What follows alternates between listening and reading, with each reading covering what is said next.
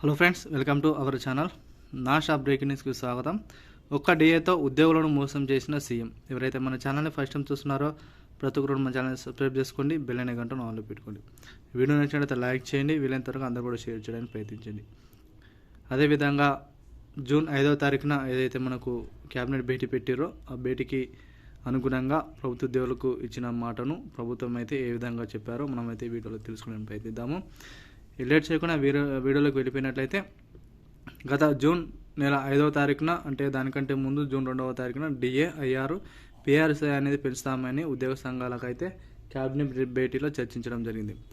అయితే తక్షణమే ఒక డిఏను విడుదల చేస్తున్నామని సీఎం రేవంత్ రెడ్డి గారు హామీ ఇచ్చిన సందర్భంలో సగటు ప్రభుత్వ ఉద్యోగి ఎవరైతే ఉన్నారో ఈ యొక్క డిఏను మాకు ముష్టి వేస్తారా అని ఉద్యోగ సంఘాలు, ఉద్యోగస్తులు అందరూ కూడా డిమాండ్ చేయడం జరిగింది.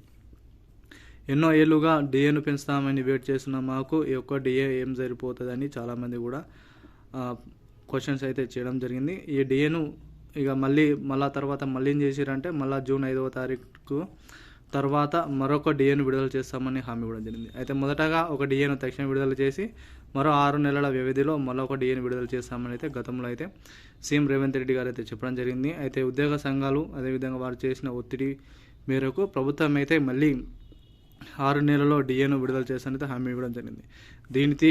దీనికైతే ఉద్యోగ సంఘాలన్నీ కూడా ఒక్క డిఏ ఇచ్చి మమ్మల్ని అందరినీ కూడా మోసం చేసిరని కూడా సీఎం రేవంత్ రెడ్డి గారిపై విరుచుకుపడడం జరిగింది. అయితే ఉద్యోగ సంఘాలకు ఈ యొక్క డిఏను ఏమాత్రం సరితూలదు అని ఉద్యోగస్తులు అదేవిధంగా వాళ్ళైతే వాపోయడం జరిగింది. త్వరలోనే మరొక డిఏను విడుదల చేయాలని కూడా ఉద్యోగ సంఘాలు అయితే డిమాండ్ చేయడం జరిగింది. మరి వీటిపై ప్రభుత్వం అయితే ఏం స్పందిస్తుందో మనం అందరం కూడా వేచి చూడాలి. ఇటువంటి తాజా సమాచారం కోసం మన ఛానల్ సబ్స్క్రైబ్ చేసుకోండి, బెల్ అనే గంటను ఆన్ పెట్టుకోండి. Thank you all.